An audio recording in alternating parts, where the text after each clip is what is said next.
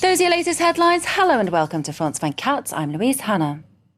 In Beirut, the leader of the opposition has called for calm after clashes between police and protesters broke out following the funeral of a former top intelligence officer.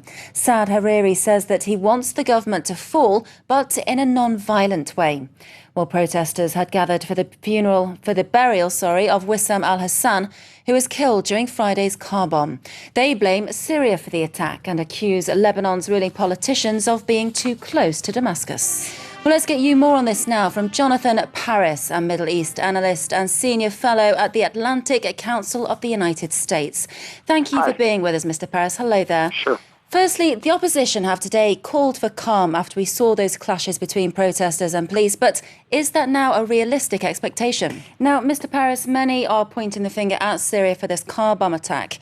But there's now a lot of anger directed towards Lebanon's government, which, of course, Hezbollah has the majority. So why would Syria want to destabilise the power of a key ally if it is indeed behind the attack? Mr. Paris, you mentioned France's reaction there. Do you think that the blast in Lebanon and accusations that Syria is behind it puts more pressure on international players to finally solve this conflict in Syria? Thank you very much, Mr. Paris, from the Atlantic Council of the United States. Thank you. Well, clashes around Martyrs Square, where the funeral took place, have now calmed down. But tonight there was tension in the northern city of Tripoli. According to medical and security sources, clashes between supporters and opponents of the Syrian regime killed a 9-year-old girl and wounded 8 people.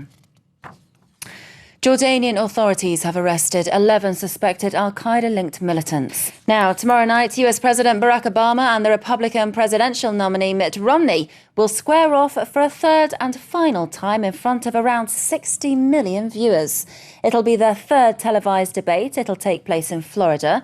For more on that, let's take you live now to Florida, Boca Raton, where our correspondent Simon Marks is standing by.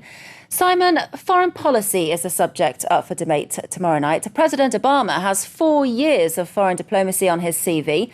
Mitt Romney has a string of gaffes, criticising President Obama's handling of the Benghazi attack, for example. How can Mitt Romney convince the American public he's up to the job? Well, let's talk about Iran, Simon, because President Obama's administration has denied being ready to hold one-on-one talks with the Islamic Republic. That's despite a New York Times report to the contrary. This is really going to play into Mitt Romney's hands, isn't it? Thank you very much, Simon. Simon Marks reporting there from Boca Raton in Florida, where that debate will be taking place tomorrow night. A statesman of great conscience and conviction. The words of US President Obama as news broke today of the death of former US Senator George McGovern at the age of 90. He stood as a Democratic presidential candidate against Richard Nixon in 1972. That's where we leave this edition, but do stay tuned. We'll be back in 20 minutes.